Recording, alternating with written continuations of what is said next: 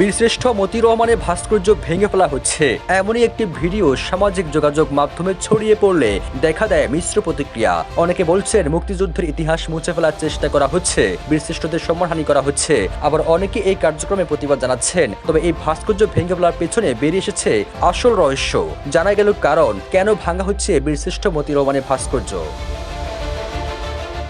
ঢাকা সিলেট মহাসড়ক ৬ লেনে উন্নতিকরণ প্রকল্পের অংশ হিসেবে নরসিংদীর রায়পুর উপজেলা মহাসড়কের পাশে নির্মিত বীরশ্রেষ্ঠ মতিউর রহমানের ভাস্কর্য সাময়িকভাবে অপসারণ করা হচ্ছে। আর এই কাজটি বীরশ্রেষ্ঠ মতিউর রহমানের পরিবারের অনুমতি নিয়েই হয় বলে গণমাধ্যমকে জানায় উপজেলা প্রশাসন। শুধু তাই নয়, সড়ক সংস্কারের জন্য নির্ধারিত জায়গার পর মহাসড়কের পাশেই পূর্ব থেকেই আরো বড় পরিসরে এই ভাস্কর্যটি নির্মাণের কাজ শুরু করা হবে বলে জানিয়েছেন রায়পুর উপজেলা নির্বাহী কর্মকর্তা মাসুদ রানা। তবে মতিউর রহমানের ভাস্কর্য ভেঙে ফেলার একটি ভিডিও সামাজিক যোগাযোগ মাধ্যমে ছড়িয়ে পড়লে বিভ্রান্তিকর তথ্য গুজব ছড়ানো হয়। বিভিন্ন মহল থেকে দাবি করা হয় মুক্তিযুদ্ধের ইতিহাস মুছে ফেলার চেষ্টা করা হচ্ছে। এরপরই রায়পুর উপজেলা নির্বাহী কর্মকর্তা মাসুদ রানা জানান, ঢাকা সিলেট মহাসড়ক প্রশস্তীকরণ কাজ চলমান। আমরা চেয়েছিলাম বীরশ্রেষ্ঠ মতিউর রহমানের ভাস্কর্য রেখেই উন্নয়নের কাজ যেন করা হয়, কিন্তু ভাস্কর্য সড়কের মাঝখানে পড়ে যায়, তাই ভাস্কর্যটি সাময়িকভাবে অপসারণ করা হচ্ছে।